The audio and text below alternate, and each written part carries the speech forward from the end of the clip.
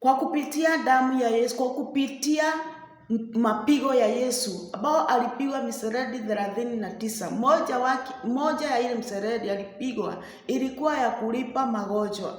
Ilikuwa ya kulipa deni ya magonjwa. Kama uko pale umefinyiliwa na magonjwa, dada yangu uko huru.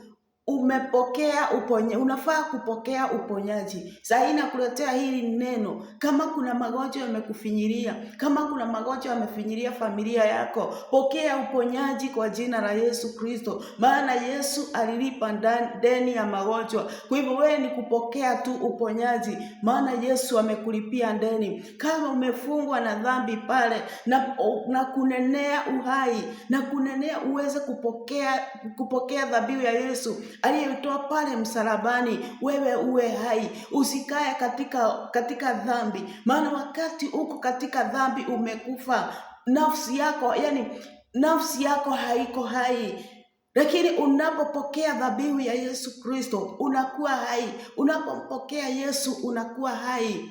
Neno la Mungu linasema nini? Yeye mwenyewe alizichukua dhambi zetu katika mwili wake juu ya mti pale msalabani, tukiwa wafu kwa mambo ya dhambi, tuwe hai kwa mambo ya haki, na kwa kupigwa kwake tuliponywa. Kwa kupigwa kwa Yesu tuliponywa. Kwa ajili ya Yesu alizibeba dhambi zetu pale msalabani, ili sisi tuweze kusamehewa dhambi, ili sisi tuweze kuishi hai.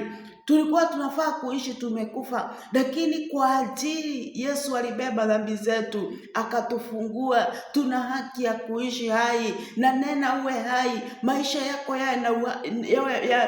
yawe hai mara tena. Sijui ni wapi umekuwa ukitenda dhambi, achilia hiyo dhambi ukatende mema. Haifai kutenda dhambi, haifai kufungwa na dhambi, maana Yesu alibeba dhambi zetu. Usijifunge na dhambi, maana Yesu amebeba dhambi zetu pale msalabani. Tunafaa kuwa hai kwa mambo mema, tunafaa kuwa hai kwa kutenda mema, maana Yesu ametulipia deni. Tulikuwa wafu katika dhambi, lakini sasa kwa ajili Yesu alibeba dhambi zetu, sisi hatuna dhambi, tumelipiwa deni. Sisi ndio tunayejifunga na zile dhambi, sisi ndio tunayekataa kuacha dhambi, lakini tuko huru. Jifungue kwa hiyo dhambi na ukatende mema, uwe hai katika kutenda mambo mema. Dada yangu umepona. Yesu amelipa. Yesu alipigwa kwa mapigo yake pale msalabani, aliweza kulipa deni ya magonjwa. Uko huru, upokea uponyaji wako katika jina la Yesu.